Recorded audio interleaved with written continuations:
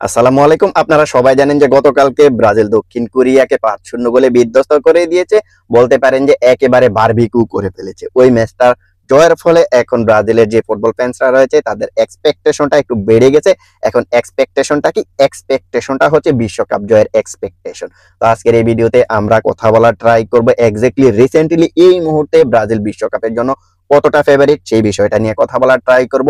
আমার ওপিনিয়ন দেওয়ার ট্রাই করবে এবং বিভিন্ন জার্নালিস্ট এবং কিছু কিছু কোচের এবং কিছু কিছু প্লেয়ারের যারা এখনো পর্যন্ত বিশ্বের সেরা সেরা কোচ, বিশ্বের সেরা সেরা ফুটবলার, সেই ফুটবলার গুলার দিকে আমরা তাকানোর ট্রাই করবো এক্স্যাক্টলি তারা ব্রাজিল সম্পর্কে কি বলেছে, ব্রাজিল 2026 বিশ্বকাপের জন্য কতটা ফেভারিট সেই সম্পূর্ণ বিষয়টা নিয়ে কথা বলার ট্রাই করবো আজকের এই ভিডিওতে। প্রথমত আমি আমার ওপিনিয়নটা জানাই।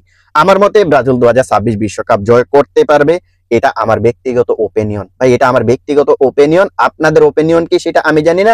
আমি যদি বলি ব্রাজিল 2026 বিশ্বকাপটা জিতবে, এর মাঝে আমার সঙ্গে সম্ভবত আপনারা যারা অডিয়েন্স আছেন তারা সম্ভবত 100% এর মধ্যে 80% আমার সাথে হয়তোবা এগ্রি হবেন না, বাকি যে 20% আছেন তারা হয়তো বা আমার সঙ্গে এগ্রি করবেন। এখন আমি কেন বলেছি ব্রাজিল 2026 বিশ্বকাপটা জিততে পারে, ব্রাজিল 2026 বিশ্বকাপ জিতবে কেন আমি সেটা বলেছি, সেই একটা একটা করে রিজন আপনাদেরকে এখন ক্লারিফাই করতেছি। প্রথমত হচ্ছে কোচ।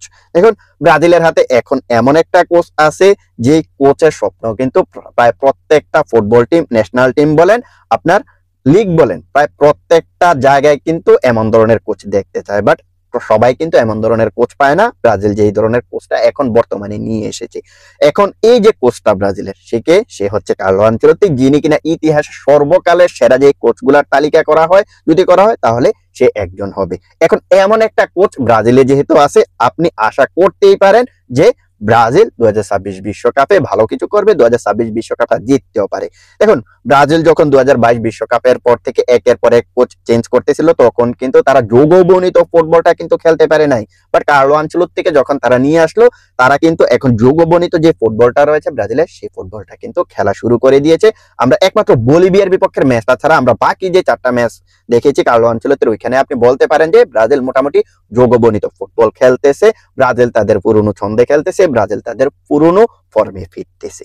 তো এইখানে কিন্তু আমরা যে জিনিসটা দেখতে পাইছি, এই কার্লো আনচেলত্তি ব্রাজিল আমরা আগের যে কোচগুলা দেখছি 2022 বিশ্বকাপের পরে, আপনার রামন মেনেজেস, ফার্নান্দো দিনিস এবং ডোরিবাল জুনিয়র, এই যে 3টা কোচকে সেক করা হয়েছিল, এদের অধীনে কিন্তু ব্রাজিল বেশ বাজে ফুটবল খেলেছে, একের পর এক গোল কনসিড করেছে।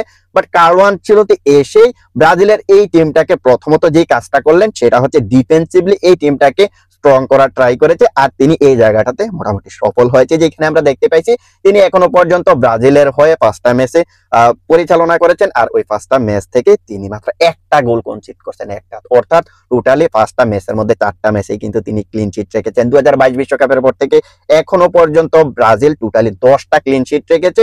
ওই 10টা ক্লিন শিটের মধ্যে 4টা ক্লিন শিটই কিন্তু আমরা কার্লো আনচেলত্তির কাছ থেকে দেখতে পেয়েছি, যেখানে আপনি দেখতে পারবেন যে মাত্র 5টা ম্যাচ থেকে 4টা ক্লিন শিট। সো এই টিমটাকে তিনি যেভাবে ডিফেন্সিভলি গুছিয়েছেন এবং ফাইনাল থার্ড এবং মিডফিল্ডটাকে যেভাবে স্ট্রং করতেছেন, ফাইনাল থার্ডও স্ট্রং হয়েই গেছে, মিডফিল্ডটাকেও ধীরে ধীরে লাস্ট সর্বশেষ 5টা ম্যাচে যেভাবে তিনি স্ট্রং করেছেন, সেই অনুযায়ী আপনি বলতে পারেন একজন কার্লো আনচেলত্তি আছে বিদায় ব্রাজিল 2026 বিশ্বকাপটা জিততে পারে। আপনি একে নিয়ে একটা বাজি ধরতে পারেন। দ্বিতীয়ত আমরা আসি ফর্মের দিকে। দেখুন আমরা দেখছি ডোরিবাল জুনিয়রের কাছ যে সময় ছিল ব্রাজিল টিমে, যে সময় অন্যান্য যে 2022 বিশ্বকাপের পরে যেই কোচগুলা ছিল, এরা কিন্তু প্রত্যেকটা প্লেয়ারের কাছ থেকে সেরাটা বের করে আনতে পারে না। বিশেষ করে আমরা মিডফিল্ডের কথা বলি। দেখুন মিডফিল্ডে যেই জিনিসটা আমরা এতদিন মিসিং দেখছি 2022 বিশ্বকাপের পর থেকে, ক্যাসেমিরোকে মাত্র 2টা-3টা ম্যাচ খেলানোর পরে আর কোনো ম্যাচে ডাকা হইতো না। ডোরিবাল জুনিয়র তো তাকে ডাকতোই না। একটা ম্যাচে ডোরিবাল জুনিয়র সম্ভবত প্রায় 16টা না 17টা ম্যাচ ব্রাজিলকে ডাগ আউটে নেতৃত্ব দিয়েছেন। ওই 16-17টা ম্যাচের মধ্যে একটা ম্যাচও তিনি ডাকে নাই, ক্যাসেমিরোকে ডাকে নাই। বাট সেই ক্যাসেমিরোকে ডোরিবাল জুনিয়র এই টিমটাতে অ্যাড করে তিনি কিন্তু টিমের চিত্রটা চেঞ্জ করে দিয়েছেন, যেখানে আমরা বুনো গুইমারেস এবং ক্যাসেমিরো দারুণ একটা পার্টনারশিপ দেখতে পাইতেছি। গত ম্যাচে তো আপনারা দেখলেনই। সো এই জায়গাটাতে আমরা মিডফিল্ড নিয়েও ব্রাজিলের মোটামুটি আশাবাদী যে 2026 বিশ্বকাপে ব্রাজিল দারুণ একটা মিডফিল্ডে নিয়ে যাবে, যার কারণে আমি এই জায়গাটাতে ব্রাজিলকে কিছুটা হলেও ফেভারিট মনে করতেছি। আমরা যদি ফাইনাল থার্ডের কথা বলি তাহলে ফাইনাল থার্ডেও একই কথা বলবো। দেখুন ফাইনাল থার্ডে ডোরিবাল জুনিয়রের অধীনে যে প্লেয়াররা খেলেছে সেই প্লেয়ার গুলাই কিন্তু এখন খেলতেছে ব্রাজিল জাতীয় টিমে, বাট চেঞ্জ হয়ে গেছে, সবকিছু চেঞ্জ হয়ে গেছে।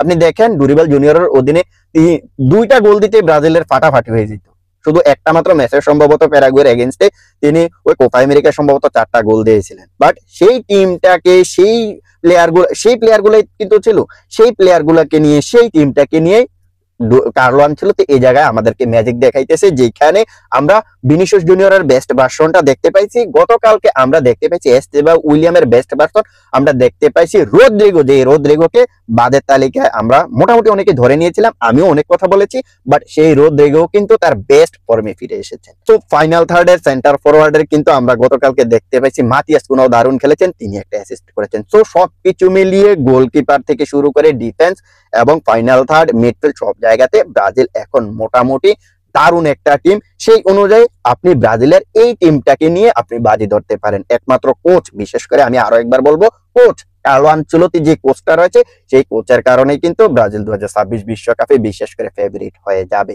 এবার আমরা আসি কিছু সাংবাদিক এবং কিছু কোচ এবং কিছু ফুটবলারের দিকে, যারা ব্রাজিলকে এখনো বিশ্বকাপের ফেভারিট হিসেবে দেখতেছে। দেখুন, প্রথমত আমি আছি টমাস টুকেলের দিকে। গতকালকে যখন ব্রাজিলের ম্যাচটা হয়েছিল না, এই ম্যাচটা তো ব্রাজিল 5-0 গোলে জিতেছে। এই ম্যাচের আগে, ম্যাচটা যখন শুরু হবে এর 3-4 ঘন্টা আগে ব্রাজিলকে নিয়ে মন্তব্য করেছে ইংল্যান্ডের কোচ টমাস টুখেল, যিনি বলেছেন এই মুহূর্তে বিশ্বকাপের জন্য সবচাইতে ফেভারিট হচ্ছে আর্জেন্টিনা, স্পেন এবং ফ্রান্স। এই 3টা টিমের পাশাপাশি ব্রাজিলও কিন্তু ফেভারিট হিসেবে 2026 বিশ্বকাপে যাবে। হ্যাঁ, তারা এর আগে 2022 বিশ্বকাপের পরে ভালো ছন্দে ছিল না, বাট রিসেন্টলি কার্লো আনচেলত্তি এসে পুরো টিমটার শেপই কিন্তু চেঞ্জ করে দিয়েছে, যার কারণে ব্রাজিল 2026 বিশ্বকাপে ফেভারিটের তকমা নিয়ে 2026 বিশ্বকাপ খেলতে যাবে। এরপরে আমি যেই জিনিসটার কথা বলতে চাই সেটা হচ্ছে প্লেয়ার। দেখুন, আর্জেন্টিনার যে মিডফিল্ডার রয়েছে অ্যালেক্সিস ম্যাকঅ্যালিস্টার, আপনারা সবাই তাকে চিনেন।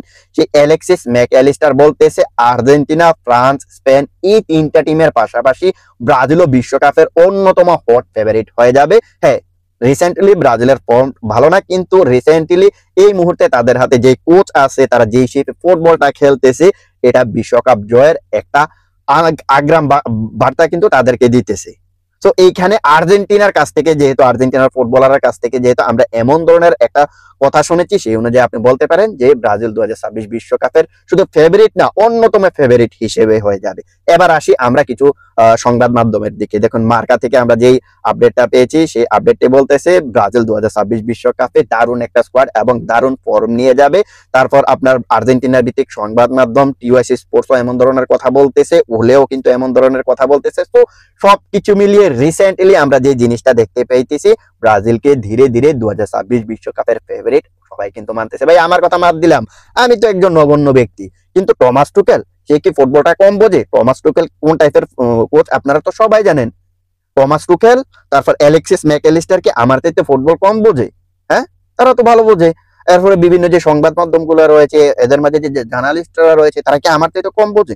আমার চাইতে হাজার হাজার লাখ গুণ ভালো ফুটবল তারা বোঝে। তো তারা যেহেতু ব্রাজিলকে ফেভারিট মানতেছে, তারা যেহেতু ব্রাজিলকে 2026 বিশ্বকাপের অন্যতম সেরা একজন দাবিদার মানতেছে, তাহলে আপনি মানবেন না কেন? অবশ্যই আপনাকে মানতে হবে, বিকজ এই টিমটাতে কার্লো আনচেলত্তি নামক একজন লিজেন্ডারি কোচ রয়েছে। সো সবকিছু মিলে সর্বশেষে আরো একবার বলতে চাই, ব্রাজিল যাবে 2000 বিশ্বকাপে যাবে, হট ফেভারিট হিসেবে যাবে, বিশ্বকাপ জয়ের জন্যই কিন্তু তারা যাবে। সো এই ব্যাপারে আপনাদের মতামত কি সেটা কমেন্ট সেকশনে জানিয়ে দিতে পারেন। তো আজকের ভিডিওটা এখানেই শেষ করবো, দেখা হবে অন্য কোনো এক ভিডিওতে। সে পর্যন্ত ভালো থাকবেন।